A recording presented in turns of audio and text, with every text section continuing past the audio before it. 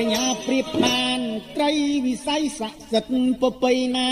កល្យាតណាបញ្ញាប្រើដូចជាយន្តយានផលិតអ្វីបានព្រោះបញ្ញាពងពៀគ្រប់អបឧបសគ្គបានគ្រប់កលៈណាទីតាចំណេះចេះដឹងគ្រប់វិជាដោះពីបញ្ញា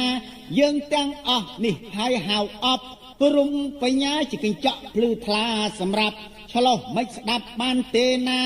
ស្រីស្រស់បងឆ្លើយទ្រង់តាមអត្តន័យ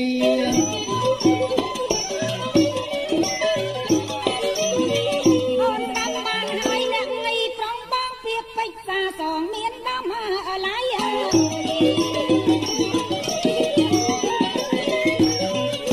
នស្ដាប់បានហើយនឹងប្រុងបងពាក្យពេញសាសងមានតម្លៃចម្រៀងជើងចាស់មានឈ្មោះល្បីអាស្រ័យសំសួរបងតទៀតចុះទី3មានន័យទៅយ៉ាងណាសូមបងពរនាកុំចង់អៀតរៀបរាប់សាច់ក្តីជូនមិត្តញាតិប្រុងមានមកយាតគួស្នេហា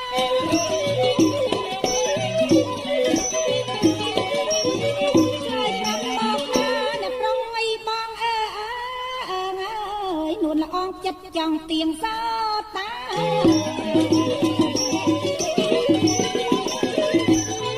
្លើយប្រាប់មកណាអ្នកប្រុងបងនួនល្អងចិត្តចង់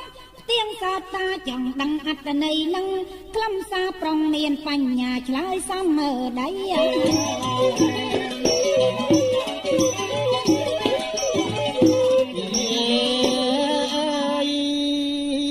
ស្រីស្ដាងអូនស្ដីគួយចង់ស្ដាប់ឲ្យបងរាយរាប់ប្រាប់សាច់ក្ដី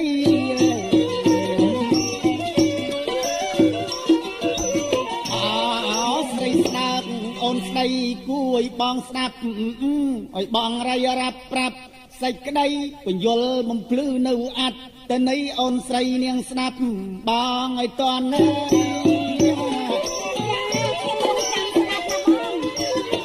ទី2ឆ្លើយឲ្យអប់រំបញ្ញាទី3ឆ្លើយថាអប់រំសុផាន់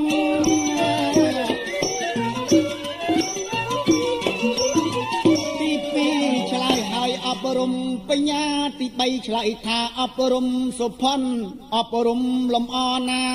តូចតន់តែសុផាន់មេត្ន័យធំទូលាយតបតែងស្លៀកពាក់ល្អប៉និតសំអាងសំអិត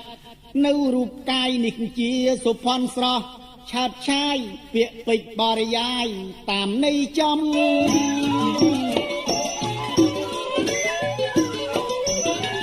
តែខ្លឹមសារនៃសុផាន់អើយអូនស្ដាប់ឲ្យតន់កុំច្រឡំ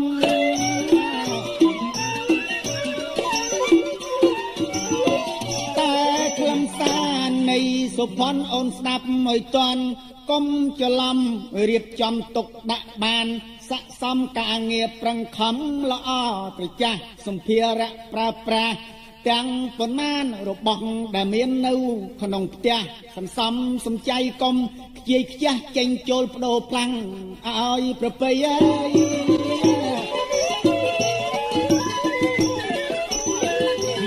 យាមសម្អាតផ្ទះសម្បែងអើយលំអតុបតែងតាមអនាម័យ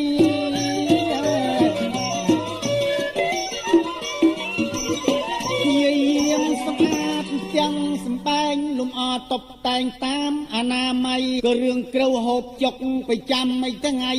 លៃលោកកែច្នៃគ្រប់វេលាឆ្លើយប៉ុណ្ណឹងក្រាន់ឬមិនក្រាន់នេះហៅសុផាន់ក្នុងគ្រួសារខិតខំអនុវត្តគ្រប់គ្នាស្របតាមមាគ៌ាសង្គមថ្មី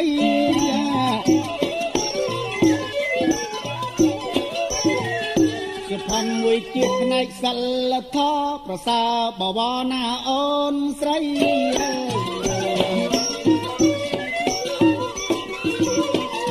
សុផាន់មួយទៀតផ្នែកសិលធម៌ប្រសើរបវរណា